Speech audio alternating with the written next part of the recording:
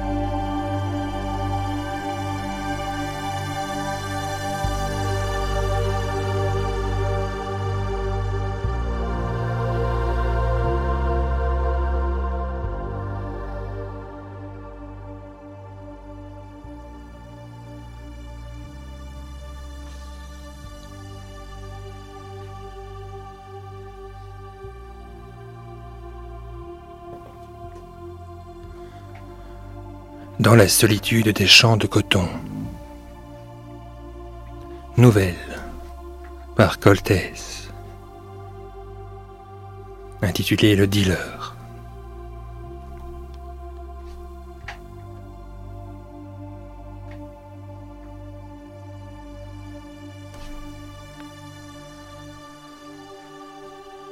Si vous marchez dehors, à cette heure et en ce lieu, c'est que vous désirez quelque chose que vous n'avez pas. Et cette chose, moi je peux vous la fournir.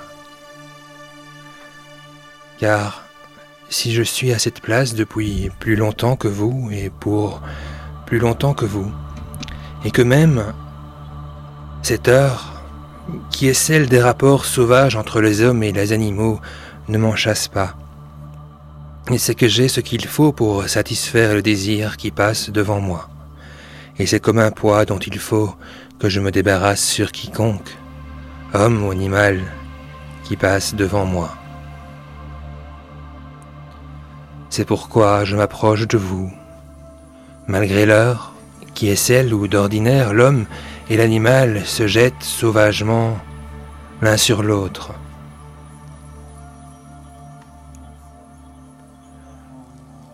Je m'approche, moi, de vous, les mains ouvertes et les paumes tournées vers vous, avec l'humilité de celui qui propose face à celui qui achète, avec l'humilité de celui qui possède face à celui qui désire.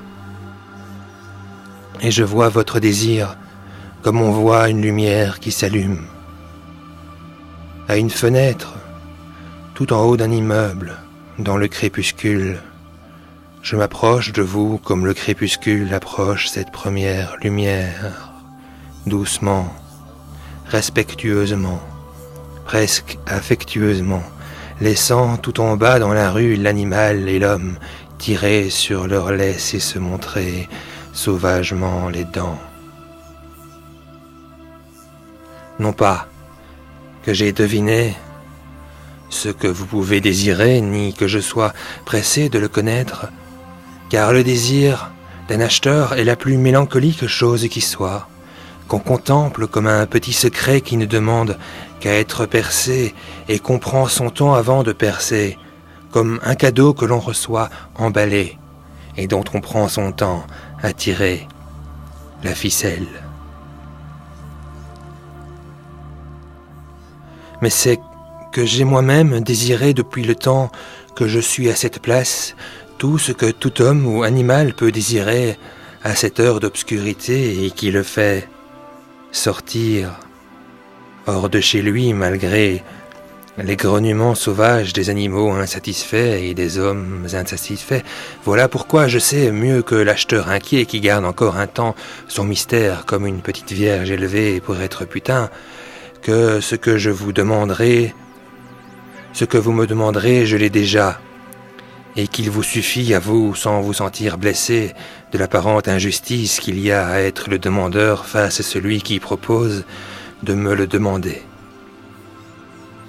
Puisqu'il n'y a pas de vraie injustice sur cette terre, autre que l'injustice de la terre elle-même, qui est stérile par le froid ou stérile par le chaud et rarement fertile par le doux mélange du chaud et du froid. Il n'y a pas d'injustice pour qui marche sur la même portion de terre soumise au même froid ou au même chaud ou au même doux mélange, et tout homme ou animal qui peut regarder un autre homme ou animal dans les yeux est son égal, car il marche sur la même ligne fine et plate de latitude, esclave des mêmes froids et des mêmes chaleurs, riche de même et de même pauvre, et la seule frontière qui existe est celle entre l'acheteur et le vendeur, mais incertaine. Tous deux possédant le désir et l'objet du désir, à la fois creux et saillis, avec moins d'injustice encore qu'il y a à être mâle ou femelle parmi les hommes ou les animaux. C'est pourquoi j'emprunte provisoirement l'humilité et je vous prête l'arrogance, afin que l'on nous distingue l'un de l'autre à cette heure qui est inéluctablement la même pour vous et pour moi. Dites-moi donc, Vierge mélancolique, en ce moment où grognent sourdement hommes et animaux, dites-moi la chose que vous désirez et que je peux vous fournir, et je vous la fournirai doucement, presque respectueusement, peut-être avec affection. Oui, après avoir comblé les creux et aplani les monts qui sont en nous, nous nous éloignerons l'un de l'autre, en équilibre, sur le mince et plat fil de notre latitude, satisfait au milieu des hommes et des animaux, insatisfait d'être hommes et insatisfait d'être animaux. Mais ne me demandez pas de deviner votre désir. Je serai obligé d'énumérer tout ce que je possède pour satisfaire ceux qui passent devant moi depuis le temps que je suis ici, et le temps qui serait nécessaire à cette énumération dessécherait mon cœur et fatiguerait sans doute votre espoir.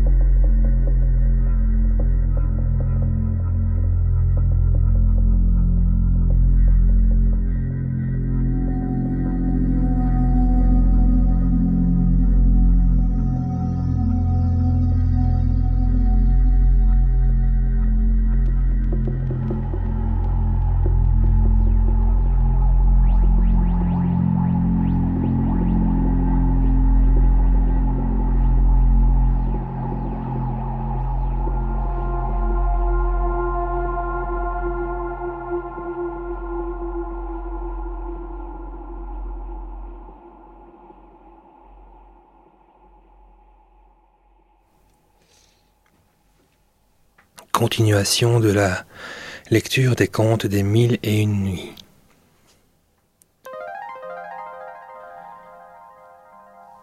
Quand le porteur eut achevé, Zobéide, satisfaite, lui dit « Sauve-toi, marche, que nous ne te voyions plus. »« Madame, reprit le porteur, je vous supplie de me permettre encore de demeurer. Il ne serait pas juste qu'après avoir donné aux autres le plaisir d'entendre mon histoire, je n'eusse pas aussi celui d'écouter la leur. » En disant cela, il prit place sur un bout de sofa, fort joyeux de se voir hors d'un péril qui l'avait tant alarmé.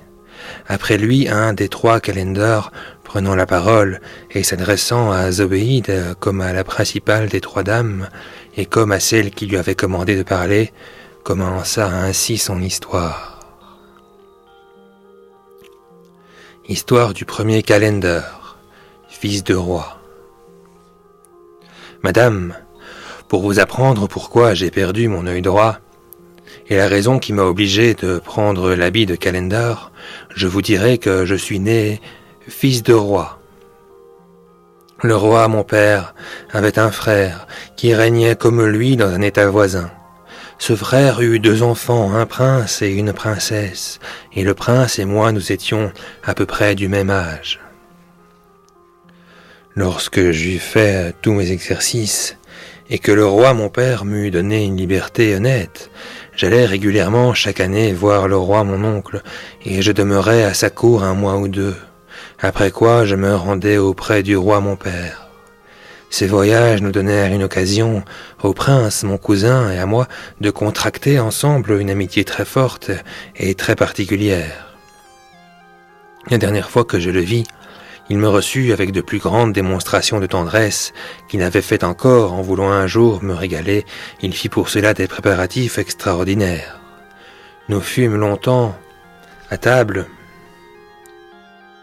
et après que nous eûmes bien soupé tous les 2, mon cousin, me dit-il, vous ne devineriez jamais à quoi je me suis occupé depuis votre dernier voyage. Il y a 1 an, qu'après votre départ, je mis un grand nombre d'ouvriers en besogne pour un dessin que je médite. J'ai fait faire un édifice qui est achevé, et on y peut loger présentement. Vous ne serez pas fâché de le voir, mais il faut auparavant que vous me fassiez serment de me garder le secret et la fidélité. Ce sont 2 choses que j'exige de vous. L'amitié et la familiarité qui étaient entre nous ne me permettant de lui rien refuser, je fis sans hésiter un serment tel qu'il le souhaitait. Alors il me dit « Attendez-moi ici, je suis à vous dans un moment. » En effet, il ne tarda pas à revenir, et je le vis entrer avec une dame d'une beauté singulière et magnifiquement habillée. Il ne me dit pas qui il était, et je ne crus pas devoir m'en informer. Nous remîmes à table avec la dame et nous nous y demeurâmes encore quelque temps en nous entretenant de choses indifférentes et en buvant des rasades à la santé l'un de l'autre. Après cela, le prince me dit « Mon cousin, nous n'avons pas de temps à perdre. Obligez-moi d'emmener avec vous cette dame et de la conduire d'un tel côté à un endroit où vous verrez un tombeau en dôme nouvellement bâti. Vous le reconnaîtrez aisément. La porte est ouverte. Entrez-y ensemble et m'attendez. Je m'y rendrai bientôt. » Fidèle à son serment, je n'en voulus pas savoir davantage. Je présentai la main à la dame et au moyen de renseignements que le prince, mon cousin, m'avait donnés, je la conduisis heureusement au clair de lune, sans m'égarer. À peine fûmes-nous arrivés au tombeau que nous vîmes paraître le prince qui nous suivait, chargé d'une petite cruche pleine d'eau, d'une houe et d'un petit sac où il y avait du plâtre. La houe lui servit à démolir le sépulcre vide qui était au milieu du tombeau. Il ôta les pierres l'une après l'autre et les rangea dans un coin.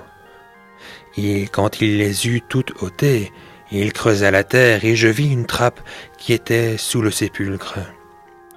Il la leva, et au-dessous j'aperçus le haut d'un escalier en limaçon. Alors mon cousin, s'adressant à la dame, lui dit « Madame, voilà par où l'on se rend au lieu dont je vous ai parlé. » La dame, à ces mots, s'approcha et descendit, et le prince se mit en devoir de la suivre. Mais se retournant auparavant de mon côté, « Mon cousin, me dit-il, je vous suis infiniment obligé de la peine que vous avez prise. Je vous en remercie. Adieu. » « Mon cher cousin, m'écriai-je, qu'est-ce que tout cela signifie ? » ?»« Que cela vous suffise, me répondit-il. Vous pouvez reprendre le chemin par où vous êtes venu. Je ne pus tirer autre chose du prince mon cousin, et je fus obligé de prendre congé de lui. En m'en retournant au palais du roi mon oncle, les vapeurs du vin me montaient à la tête. Je ne laissais pas néanmoins de gagner mon appartement et de me coucher. Le lendemain, à mon réveil, faisant réflexion sur ce qui était arrivé la nuit, et après avoir rappelé toutes les circonstances d'une aventure si singulière,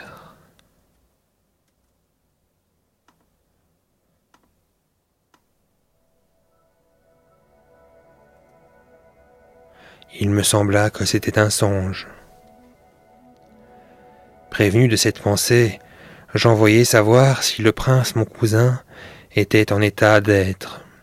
Mais lorsqu'on me rapporta qu'il n'avait pas couché chez lui, qu'on ne savait pas ce qui était advenu, ce qui était devenu et qu'on était fort en peine, je jugeai bien que l'étrange événement du tombeau n'était que trop véritable.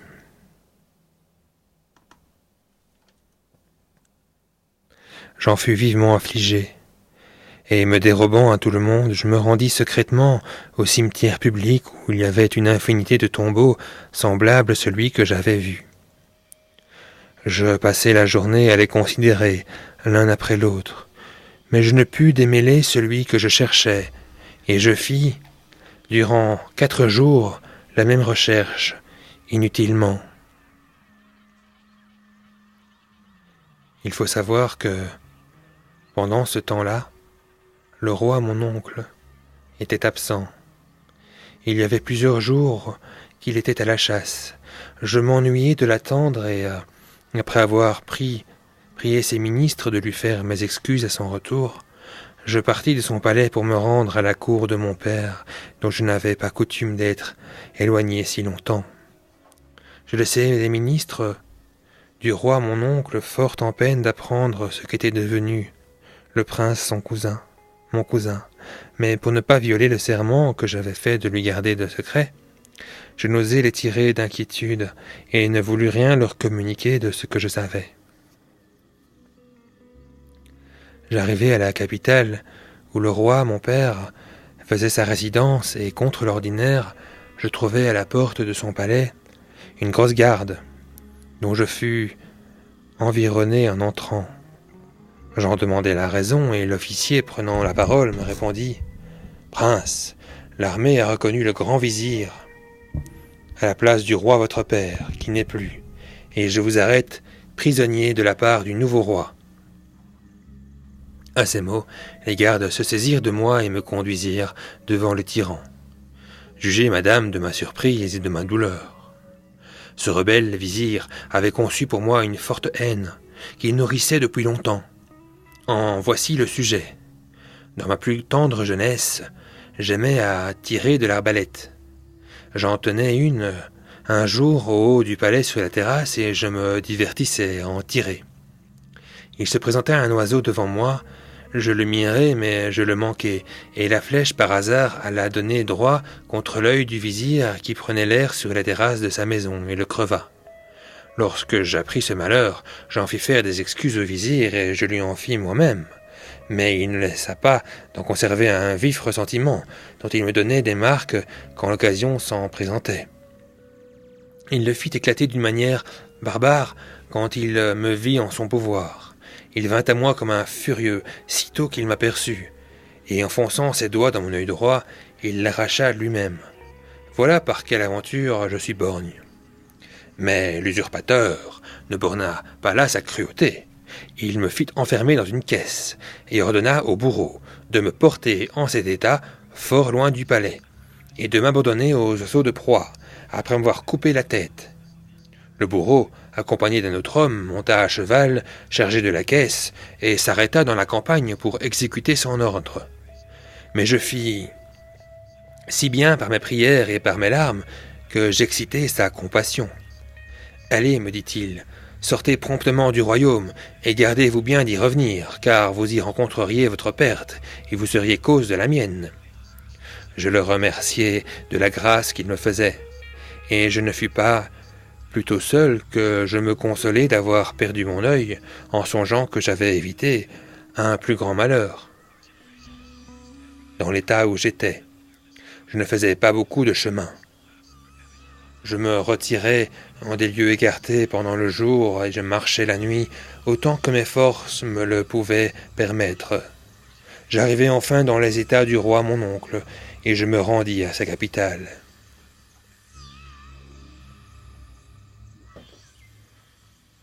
Je lui fis un long détail de la cause tragique de mon retour et du triste état où il me voyait. « Hélas !» s'écria-t-il, « n'était-ce pas assez d'avoir perdu mon fils ? Fallait-il que j'apprisse encore la mort d'un frère qui m'était cher et que je vous visse dans le déplorable état où vous êtes réduit ?» Il me marqua l'inquiétude où il était de n'avoir reçu aucune nouvelle du prince son fils, quelques perquisitions qu'il en eût fait faire et quelques diligences qu'il y eût apportées. Ce malheureux père pleurait à chaudes larmes en me parlant, et il me parut tellement affligé que je ne pus résister à sa douleur. Quelques serments que j'eusse faits au prince mon cousin, il me fut impossible de le garder. Je racontai au roi son père tout ce que je savais.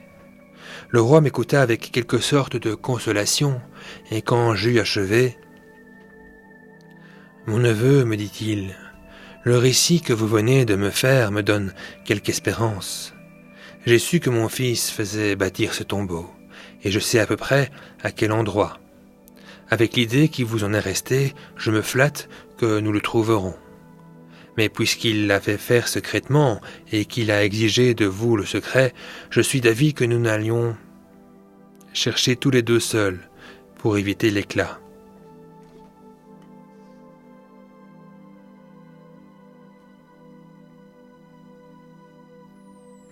Il avait une autre raison, qu'il ne me disait pas d'en vouloir dérober la connaissance à tout le monde. C'était une raison très importante, comme la suite de mon discours le fera connaître.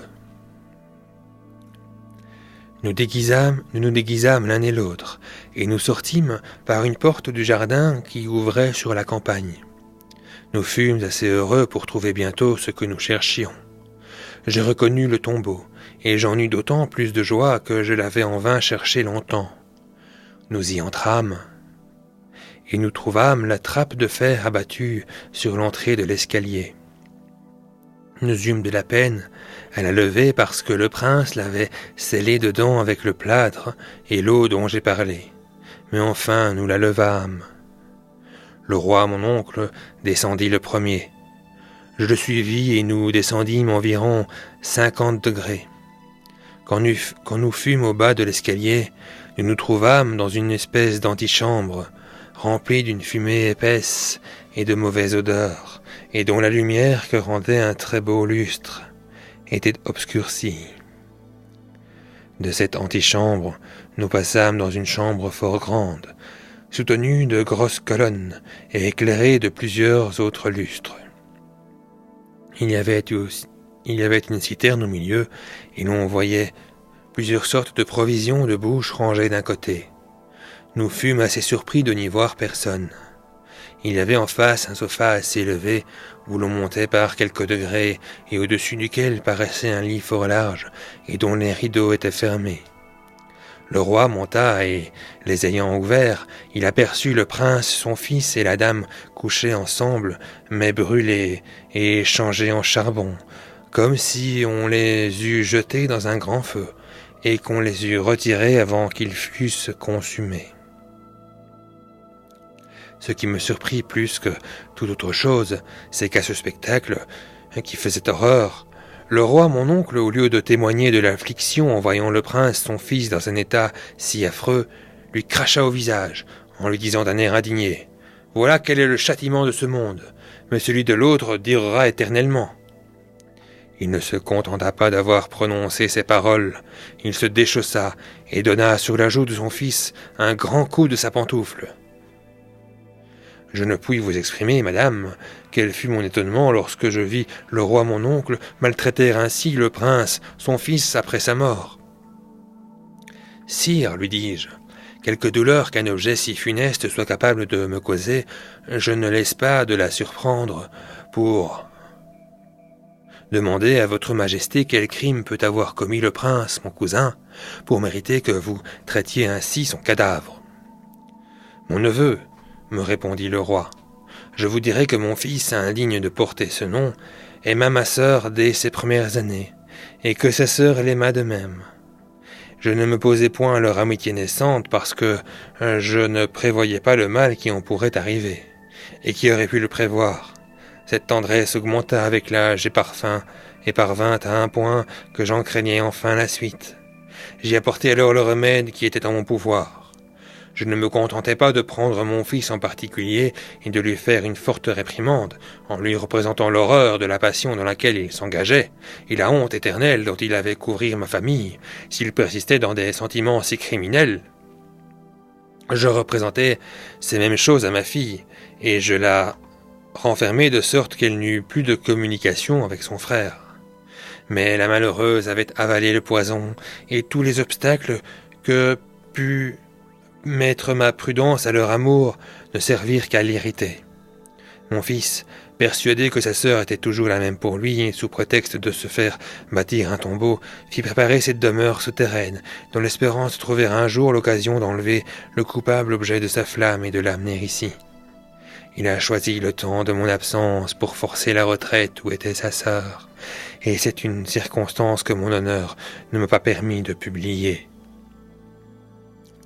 Après une action si condamnable, il s'est venu renfermer avec elle dans ce lieu qu'il a muni, comme vous voyez, de toutes sortes de provisions, afin d'y pouvoir jouir longtemps de ces détestables amours qui doivent faire horreur à tout le monde. Mais Dieu n'a pas voulu souffrir cette abomination et les a justement châtiés l'un et l'autre. Il fondit en pleurs en achevant ces paroles, et je mêlai mes larmes avec les siennes. Quelque temps après, il jeta les yeux sur moi. « Mais, mon cher neveu, reprit-il, en m'embrassant, si je perds un indigne fils, je retrouve heureusement en vous de quoi mieux remplir la place qu'il occupait. » Les réflexions qu'il fit encore sur la triste fin du prince et de la princesse sa fille nous arrachèrent de nouvelles larmes. Nous remontâmes par le même escalier et sortîmes enfin de ce lieu funeste.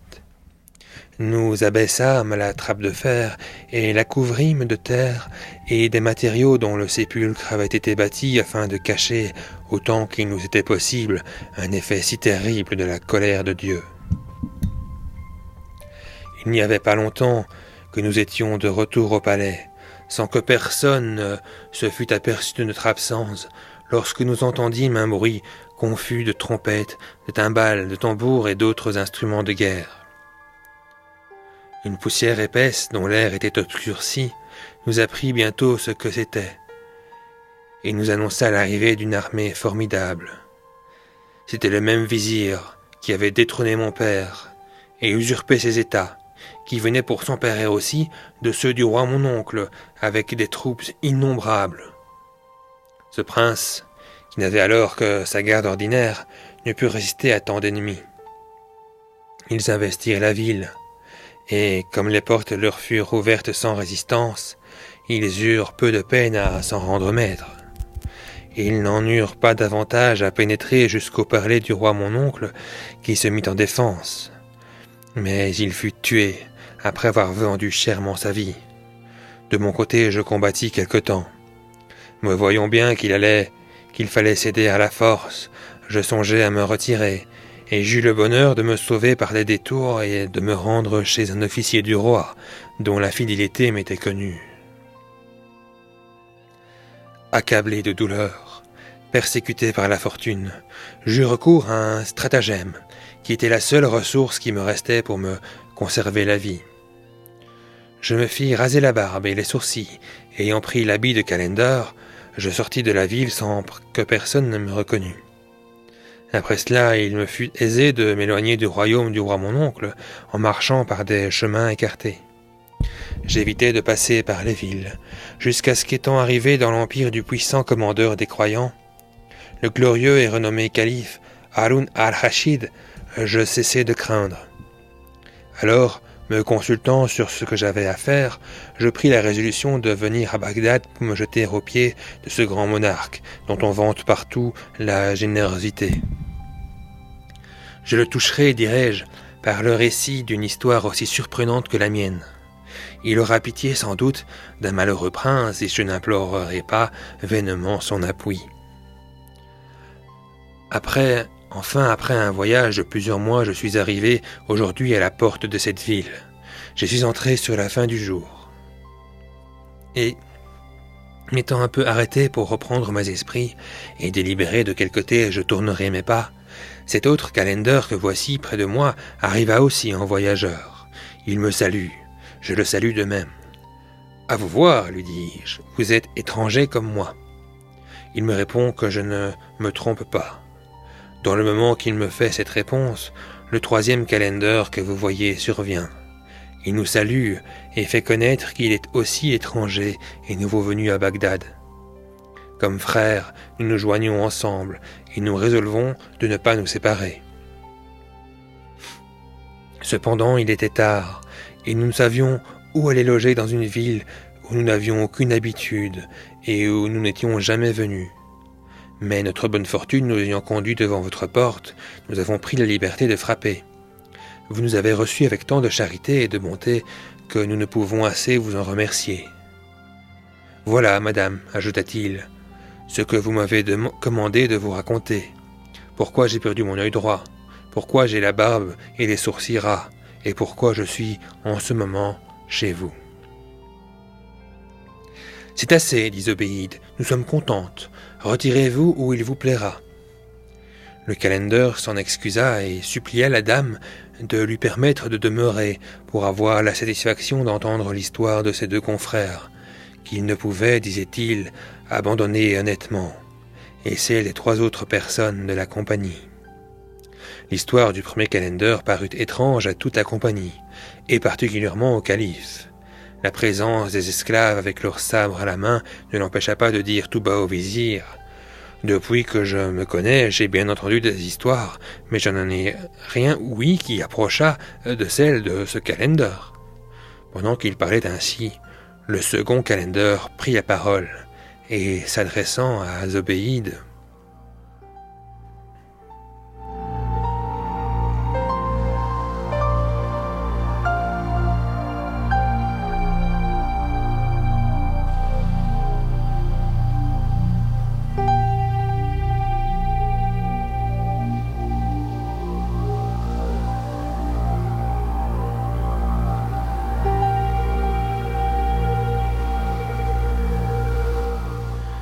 Histoire du second Calender, fils de roi.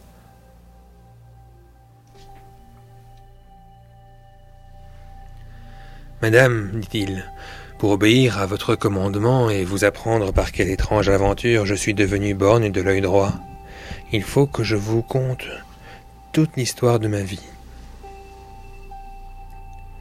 J'étais à peine hors de l'enfance que le roi mon père, car vous saurez, madame, que je suis né prince, remarquant en moi beaucoup d'esprit, n'épargna rien pour le cultiver. Il appela auprès de moi tout ce qu'il y avait dans ces états de gens qui excellaient dans les sciences et dans les beaux-arts. Je ne sus pas plutôt lire et écrire que j'appris Par cœur la Coran tout entier, ce livre admirable qui contient le fondement, les préceptes et la règle de notre religion. Et afin de m'en instruire à fond, je lus les ouvrages des auteurs les plus approuvés et qui l'ont éclairci par leurs commentaires. J'ajoutai à cette lecture la connaissance de toutes les traditions recueillies de la bouche de nos prophètes par les grands hommes et ses contemporains. Je ne me contentais pas de rien ignorer de tout ce qui regardait notre religion, je me fis une étude particulière de nos histoires. Je me perfectionnai dans les belles lettres, dans la lecture de nos poètes, dans la versification. Je m'attachai à la géographie, à la chronologie et à parler purement notre langue, sans toutefois négliger aucun des exercices qui conviennent à un prince. Mais une chose que j'aimais beaucoup et à quoi je réussissais principalement, c'était à former les caractères de notre langue arabe. J'y fis tant de progrès que je surpassai tous les maîtres écrivains de notre royaume qui s'étaient acquis le plus de réputation. La renommée me fit plus d'honneur que je ne méritais. Elle ne se contenta pas de semer le bruit de mes talents. Dans les états du roi mon père, elle le porta jusqu'à la cour des Indes, dont le puissant monarque, curieux de me voir, envoya un ambassadeur avec de riches présents, pour me demander à mon père, qui fut ravi de cette ambassade pour plusieurs raisons.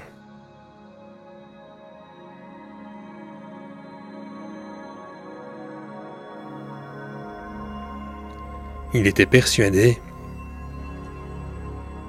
que rien ne convenait mieux à un prince de mon âge que de voyager dans les cours étrangères.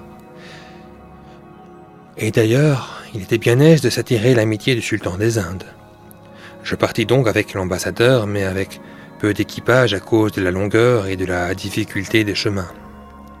Il y avait un mois que nous étions en marche, lorsque nous découvrîmes de loin un grand nuage de poussière, sous lequel nous vîmes bientôt paraître 50 cavaliers bien armés. C'étaient des voleurs qui venaient à nous au grand galop. Comme nous avions 10 chevaux chargés de notre bagage et des présents que je devais faire au sultan des Indes, de la part du roi mon père, et que nous étions peu de monde, vous jugez bien que ces voleurs ne manquèrent pas de venir à nous hardiment. N'étant pas en état de repousser la force par la force, nous leur dîmes que nous étions des ambassadeurs du sultan des Indes, et que nous espérions qu'il ne ferait rien contre le respect qu'il lui devait. Nous crûmes sauver par là notre équipage et nos vies. Mais les voleurs nous répondirent insolemment « Pourquoi voulez-vous que nous respections le sultan votre maître? Nous ne sommes pas ses sujets, nous ne sommes pas même sur ses terres. » En achevant ces paroles, ils nous enveloppèrent et nous attaquèrent. Je me défendis le plus longtemps qu'il me fut possible, mais me sentant blessé et voyant que l'ambassadeur, ses gens et les miens avaient tous été jetés à terre, je profitai du reste des forces de mon cheval, qui avait été aussi fort blessé, et je m'éloignai d'eux. Je le poussai tant qu'il put me porter, mais venant tout à coup à manquer sous moi, il tomba raide mort de lassitude et du sang qu'il avait perdu. Je me débarrassai de lui assez vite, et remarquant que personne ne me poursuivait, je jugeai que les voleurs n'avaient pas voulu s'écarter du butin qu'ils avaient fait. Me voilà donc seul, blessé, destitué de tout secours dans un pays qui m'était inconnu. Je n'osais reprendre le grand chemin de peur de retomber entre les mains de ces voleurs. Après avoir bandé ma plaie, qui n'était pas dangereuse, je marchai le reste du jour et j'arrivai au pied d'une montagne où j'aperçus à mi-côté l'ouverture d'une grotte. J'y entrai et j'y passai la nuit un peu tranquillement, après avoir mangé quelques fruits que j'avais cueillis en mon chemin. Je continuai de marcher le lendemain et le jour suivant, sans trouver d'endroit où m'arrêter. Mais au bout d'un mois, je découvris une grande ville très peuplée et située d'autant plus avantageusement qu'elle était arrosée aux environs par plusieurs rivières, et qu'il y régnait un printemps perpétuel.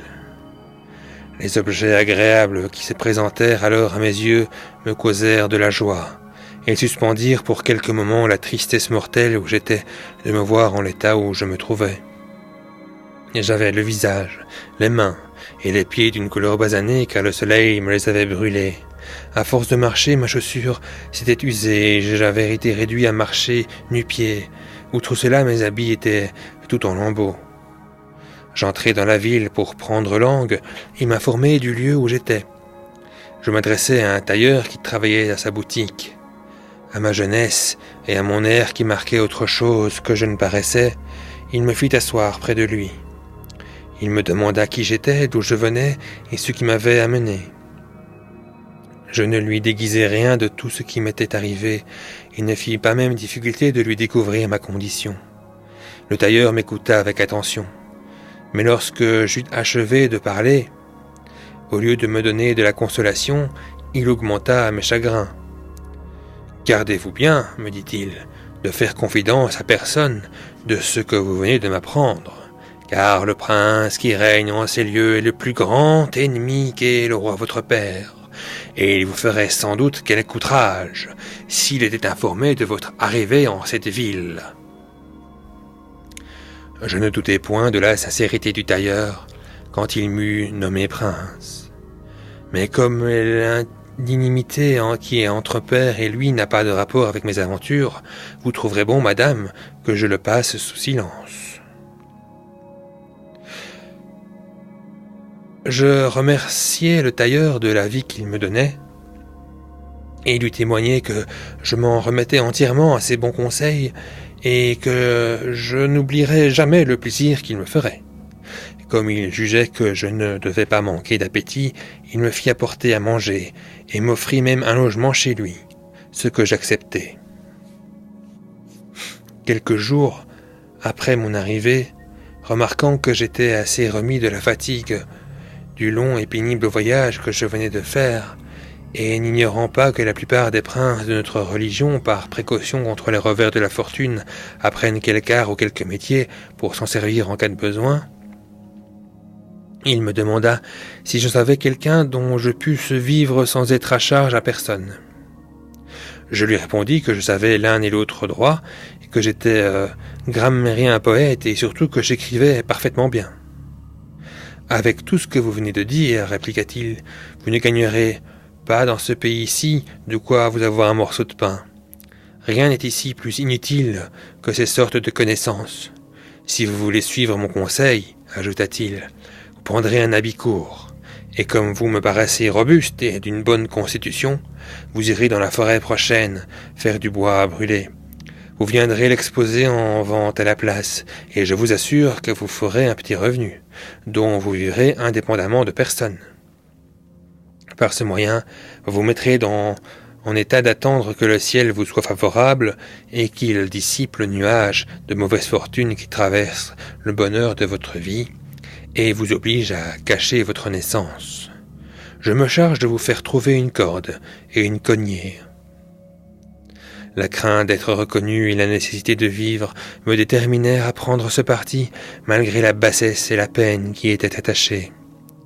Dès le jour suivant, le tailleur m'acheta une cognée et une corde, avec un habit court, et me recommandant à de pauvres habitants qui gagnaient leur vie de la même manière, il les pria de me mener avec eux. Ils me conduisirent à la forêt, et dès le premier jour, j'en rapportai sur ma tête une grosse charge de bois que je vendis une demi-pièce de monnaie d'or du pays. Car, quoique la forêt ne fût pas éloignée, le bois néanmoins ne laissait pas d'être cher en cette ville, à cause du peu de gens qui se donnaient la peine d'en aller couper. En peu de temps, je gagnai beaucoup, et je rendis au tailleur l'argent qu'il avait avancé pour moi.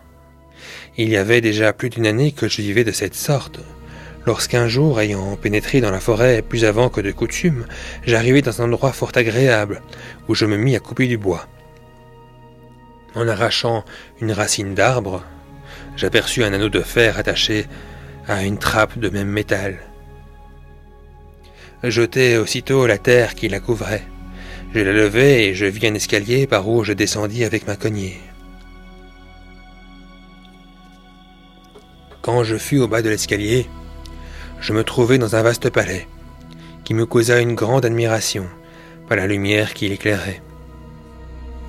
Comme s'il eût été sur la terre dans l'endroit le mieux exposé. Je m'avançai par une galerie soutenue de colonnes de jaspe avec des vases et des chapiteaux d'or massif. Mais voyant venir au-devant de moi une dame, elle me parut avoir un air si noble, si aisé, et une beauté si extraordinaire, que détournant mes yeux de tout autre objet, je m'attachai uniquement à la regarder.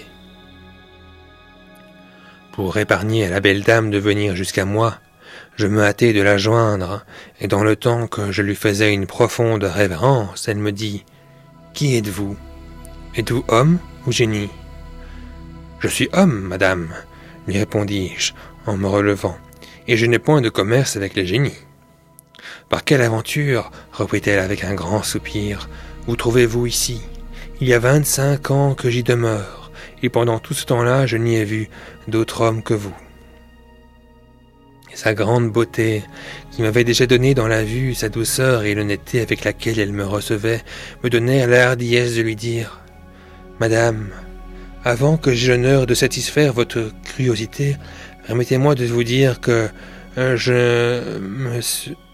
c'est un gré infini de cette rencontre imprévue qui m'offre l'occasion de me consoler dans l'affliction où je suis et peut-être celle de vous rendre plus heureuse que vous n'êtes. » Je lui racontai fidèlement par quel étrange accident elle voyait en ma personne le fils d'un roi, dans l'état où je paraissais en sa présence, et comment le hasard avait voulu que je découvrisse l'entrée de sa prison magnifique, mais ennuyeuse, selon toutes les apparences. « Hélas, prince, me dit-elle en soupirant encore, vous avez bien raison de croire que cette prison si riche et si pompeuse ne laisse pas d'être un séjour fort ennuyeux. Les lieux les plus charmants ne sauraient plaire lorsqu'on y est contre sa volonté. Il n'est pas possible que vous n'ayez pas entendu parler du grand Épitimarus, le roi de l'île d'Ébène, ainsi nommé à cause de ce bois précieux qu'elle produit si abondamment. Je suis la princesse, sa fille. Le roi mon père m'avait choisi pour époux un prince qui était mon cousin, mais la première nuit de mes noces au milieu des réjouissances de la cour et de la capitale du royaume de l'île d'Ébène, avant que je fusse livré à mon mari, un génie m'enleva. Je m'évanouis en ce moment. Je perdis toute connaissance. Et lorsque je repris mes esprits, je me trouvai dans ce palais. J'ai été longtemps inconsolable, mais le temps et la nécessité m'ont accoutumé à voir et à souffrir le génie. Il y a 25 ans, comme je vous l'ai déjà dit, que je suis dans ce lieu, et où je puis dire que j'ai à souhait tout ce qui est nécessaire à la vie et tout ce qui peut contenter une princesse qui n'aimerait que les parures et les ajustements. De 10 jours en 10 jours, le génie vient coucher une nuit avec moi. Il n'y couche pas plus souvent, il excuse qu'il en aborde, et qu'il est marié à une autre femme, qui aurait de la jalousie si l'infidélité qu'il lui fait venait à sa connaissance. Cependant, si j'ai besoin de lui, soit de jour, soit de nuit, je n'aime pas plutôt toucher un talisman qui est à l'entrée de ma chambre que le génie apparaît. Il y a aujourd'hui 4 jours qu'il est venu. Ainsi, je ne l'attends que dans 6. C'est pourquoi vous pourrez demeurer 5 avec moi, pour me tenir compagnie, si vous le voulez bien, et je tâcherai de vous régaler selon votre qualité et votre mérite. Je me serais estimé trop heureux d'obtenir une si grande faveur en la demandant pour la refuser après une offre si obligeante. La princesse me fit entrer dans un bain le plus propre, le plus commode et le plus somptueux que l'on puisse imaginer. Et lorsque j'en sortis, à la place de mon habit, j'en trouvai un autre très riche que je pris moins pour sa richesse que pour me rendre plus digne d'être avec elle. Nous nous assîmes dans un sofa garni d'un superbe tapis et de coussins d'appui, du plus beau brocart des Indes. Et quelque temps après, elle mit sur une table de mets très délicats. Nous mangeâmes ensemble. Nous passâmes le reste de la journée très agréablement, et la nuit, elle me reçut dans son lit. Le lendemain, comme elle cherchait tous les moyens de me faire plaisir, elle me servit au dîner une bouteille de vin vieux, le plus excellent que l'on puisse goûter. Et elle voulut bien, par complaisance, en boire quelques coups avec moi. Quand j'eus la tête échauffée de cette liqueur agréable, « Belle princesse, lui dis-je, il y a trop longtemps que vous êtes enterrée toute vive. Suivez-moi, venez jouir de la clarté du véritable jour dont vous êtes privée depuis tant d'années. Abandonnez la fausse lumière dont vous jouissez ici. Prince, me dit-elle en souriant, laissez là ce discours. Je compte pour rien le plus beau jour du monde, pourvu que de 10, vous m'en donniez 9, et que vous cédiez le 10e au génie. Princesse, repris-je, je vois bien que la crainte du génie vous fait tenir ce langage. Pour moi, je redoute si peu que je vais mettre son talisman en pièces avec le grimoire qui est écrit dessus. Qu'il vienne alors, je l'attends. Quelque brave, quelque redoutable qu'il puisse être, je lui ferai sentir le poids de mon bras. Je fais le serment d'exterminer tout ce qu'il y a de génie au monde, et lui le premier. La princesse, qui en savait les conséquences, me conjura de ne pas toucher au talisman. Ce serait le moyen, dit-elle, de nous perdre, vous et moi. Je connais les génies mieux que vous ne les connaissez. Les vapeurs du vin ne me permirent pas de goûter les raisons de la princesse. Je donnai du pied dans le talisman, et le mis en plusieurs morceaux. Le talisman ne fut pas sitôt rompu que le palais s'ébranla, prêt à s'écrouler, avec un bruit effroyable, et pareil à celui du tonnerre, accompagné d'éclairs redoublés et d'une grande obscurité. Ce fracas épouvantable dissipa en un moment les fumées du vin et me fit connaître, mais trop tard, la faute que j'avais faite. « Princesse, m'écriai-je, que signifie ceci ?» Elle me répondit tout effrayée et sans penser à son propre malheur. « Hélas, c'est fait de vous, si vous ne vous sauvez. » Je suivis son conseil, et mon épouvante fut si grande que j'oubliai ma cognée et mes babouches. J'avais à peine gagné l'escalier par où j'étais descendu, que le palais enchanté s'entr'ouvrit et fit un passage au génie. Il demanda en colère à la princesse. « Que vous est-il arrivé? Et pourquoi m'appelez-vous » ? « Un mal de cœur, lui répondit la princesse, m'a obligé d'aller chercher la bouteille que vous voyez, et j'en ai bu 2 ou 3 coups. Par malheur, j'ai fait un faux pas et je suis tombé sur le talisman qui s'est brisé et il n'y a pas d'autre chose. » À cette réponse, le génie furieux lui dit « Vous êtes une impudente, une menteuse. La cognée et les babouches que voilà. Pourquoi se trouvent-elles ici ? Je ne les ai jamais vues qu'en ce moment, » reprit la princesse. « De l'impétuosité dont vous êtes venu, vous les avez peut-être enlevées avec vous en passant par quelque endroit et vous les avez apportées sans y prendre garde. » Le génie ne repartit que par des injures et par des coups dont j'entendis le bruit. Je n'eus pas la fermeté d'ouïr les pleurs et les cris pitoyables que la princesse maltraitait. De la princesse maltraitée d'une manière si cruelle. J'avais déjà quitté l'habit qu'elle m'avait fait prendre et repris le mien, que j'avais porté sur l'escalier le jour précédent à la sortie du bain. Ainsi j'achevais de monter, d'autant plus pénétré de douleur et de compassion que j'étais la cause d'un si grand malheur, et qu'en sacrifiant la plus belle princesse de la terre à la barbarie d'un génie implacable, je m'étais rendu criminel et le plus ingrat de tous les hommes. Il est vrai, disais-je, qu'elle est prisonnière depuis 25 ans.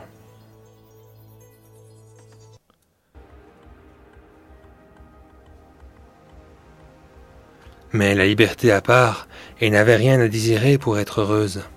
Mon emportement met fin à son bonheur et la soumet à la cruauté d'un démon impitoyable.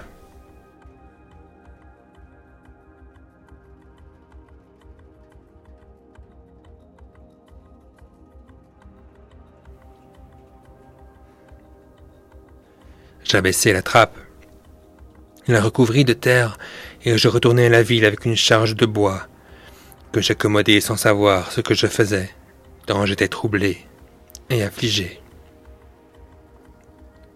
Le tailleur, mon hôte, marqua une grande joie de me voir.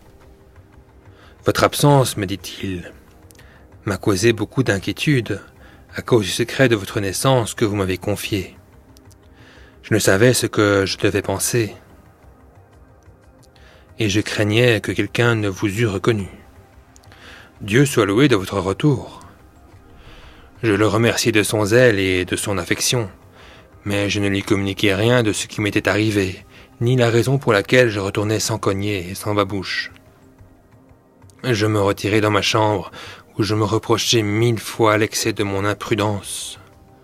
Rien, me disais-je, n'aurait d'égaler le bonheur de la princesse et le mien, si j'eusse pu me contenir et que je n'eusse pas brisé le talisman. Pendant que je m'ordonnais à ces pensées affligeantes, le tailleur entra et me dit « Un vieillard que je ne connais pas vient d'arriver avec votre cognée et vos babouches, qu'il a trouvées en son chemin, à ce qu'il dit. Il a appris de vos camarades, qui vont au bois avec vous, que vous demeuriez ici. Venez lui parler, il veut vous les rendre en main propre. » À ce discours, je changeai de couleur et tout le corps me trembla. Le tailleur m'en demandait le sujet lorsque le pavé de ma chambre s'entr'ouvrit. Le vieillard, qui n'avait pas eu la patience d'attendre, parut et se présenta à nous avec la cognée et les babouches. C'était le génie ravisseur de la belle princesse de l'île d'Ébène, qui s'était ainsi déguisé après l'avoir traité avec la dernière barbarie. « Je suis le génie, nous dit-il, fils de la fille d'Éblis, prince des génies. N'est-ce pas là ta cognée ?» ajouta-t-il en s'adressant à moi. « Ne sont-ce pas là tes babouches ?» Et sans me donner le temps de lui répondre, ce que je n'aurais pu faire tant sa présence affreuse m'avait mis hors de moi-même, il me prit par le milieu du corps, me traîna hors de la chambre, et s'élançant dans l'air, m'enleva jusqu'au ciel avec tant de force et de vitesse, que je m'aperçus plutôt que j'étais monté si haut que du chemin qu'il m'avait fait faire en peu de moments. Il fondit de même vers la terre, et l'ayant fait entr'ouvrir en frappant du pied, il s'y enfonça, et aussitôt je me trouvai dans le palais enchanté, devant la belle princesse de l'île d'Ébène. Mais hélas, quel spectacle! Je vis une chose qui me perça le cœur.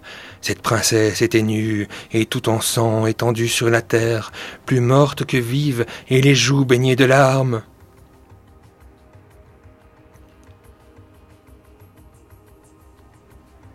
Perfide, lui dit le génie en me montrant elle. N'est-ce pas là ton amant?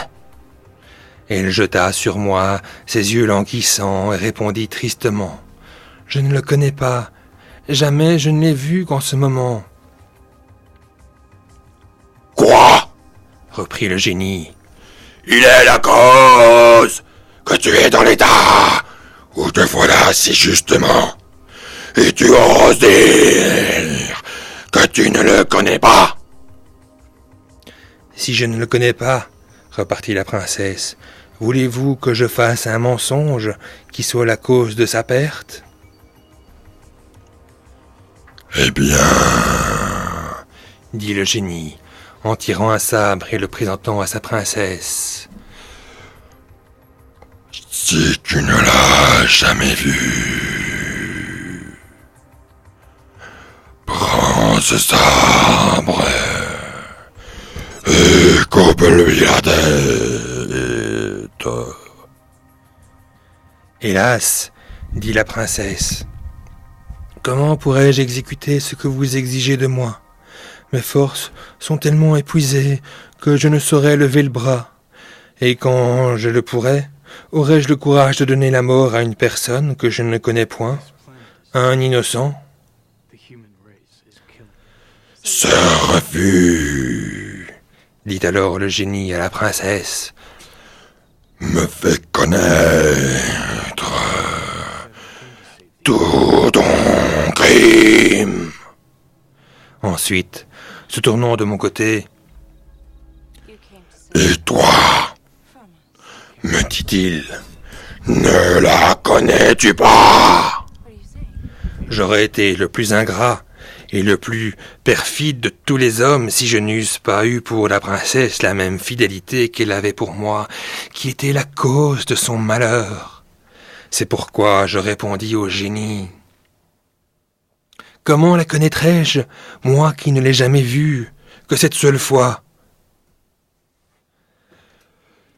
Si c'est cela, reprit-il, prends donc ce sabre et coupe-lui la tête. C'est à ce prix que je te mettrai en liberté et que je serai convaincu que tu ne l'as jamais vu qu'à présent, comme tu le donc dit. Très volontiers, lui repartis-je. Je pris le sabre de sa main, et je m'approchai de la belle princesse de l'île d'Ébène, non pas pour être le ministre de la barbarie du génie, mais pour seulement lui marquer par des gestes, autant qu'il me l'était permis, que comme elle avait la fermeté de sacrifier sa vie pour l'amour de moi, je ne refuserais pas d'immoler aussi la mienne pour l'amour d'elle. La princesse comprit mon dessein. Malgré ses douleurs et son affliction, elle me le témoigna par un regard obligeant et me fit entendre qu'elle mourrait volontiers, qu'elle était contente de voir que je voulais aussi mourir pour elle. Je reculai alors, et jetant le sabre par terre.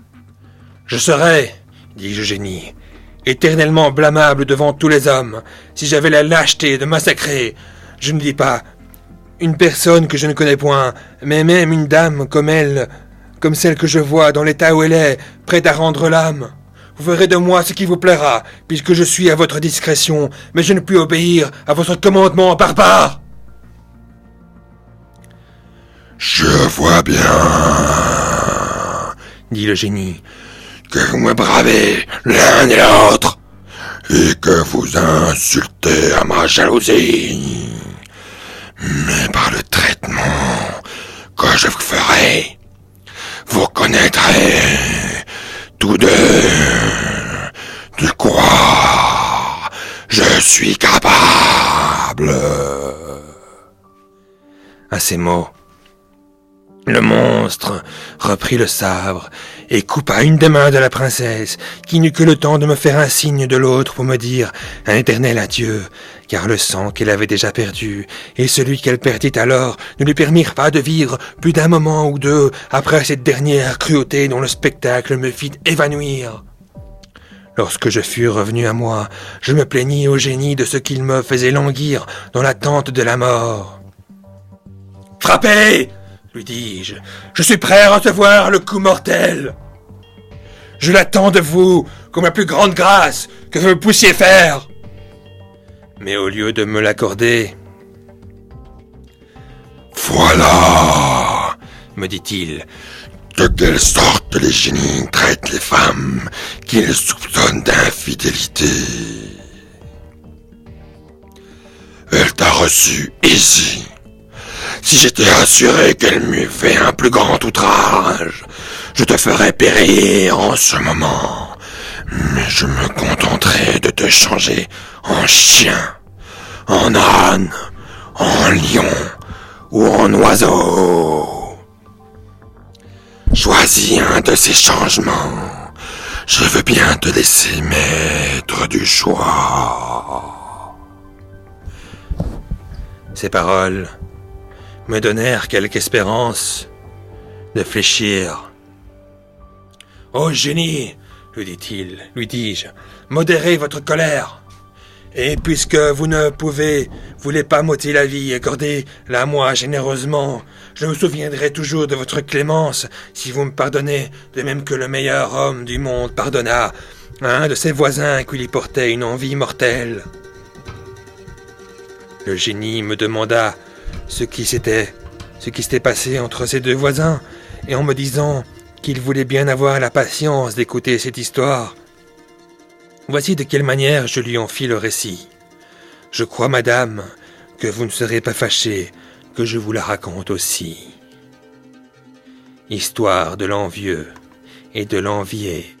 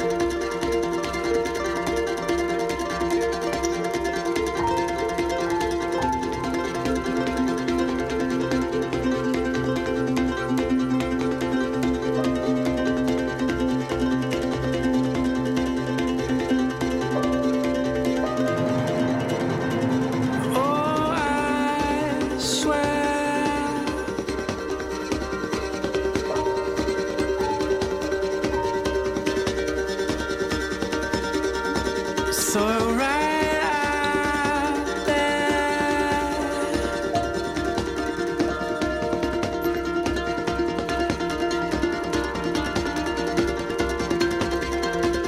caught a glimpse of her grace.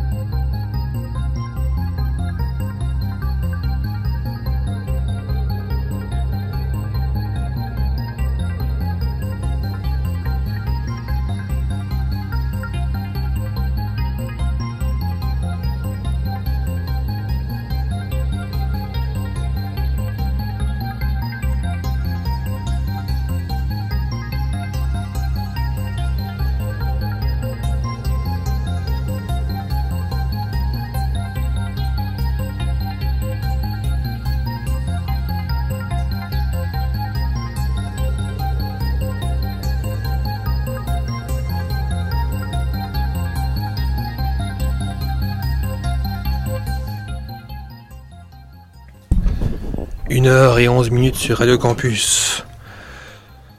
Vous avez entendu un extrait de Dans la solitude des champs de coton par Cortés. Il s'agit d'un recueil de petites nouvelles des années 80 qui n'a pas vieilli, qui a bien traversé les décennies et qui a ce côté poétique propre aux nouvelles en écriture libre, suivi de la continuation des Contes des Mille et Une Nuits, la grande série de cet été dans le cadre de l'émission Écho dans la nuit. Je rappelle que vous pouvez suivre les références et l'évolution de cette émission sur Facebook, en tapant dans le champ de recherche de Facebook Écho dans la nuit avec SA Écho. Sur YouTube, vous pouvez suivre l'émission en direct ou partout dans le monde avec la vidéo, si ça vous intéresse, de me voir gesticuler et bouger en plus de l'audio. Mais sachez que sur YouTube, vous n'avez pas la musique ambiante à cause du fait que je n'ai pas la technique pour brancher mon laptop sur la console en ce qui concerne le son de Google Hangout. Mais vous pouvez écouter évidemment l'émission sur radiocampus.be en streaming avec juste l'audio. Et vous pouvez également retrouver les enregistrements de tous les directs sur YouTube et le lien de chaque émission est recopié sur la page Facebook de Écho dans la nuit et la page Facebook de Radio Campus. Voilà, si vous avez des suggestions de textes d'auteurs que vous voudriez entendre lus, interprétés sur antenne, n'hésitez pas à les poster sur la page Facebook d'Écho dans la nuit. La semaine prochaine, la suite des Contes des Mille et Une Nuits, tout l'été. Et ensuite, il y aura bien sûr, entre-temps, d'autres textes pour ventiler cette lecture marathonienne.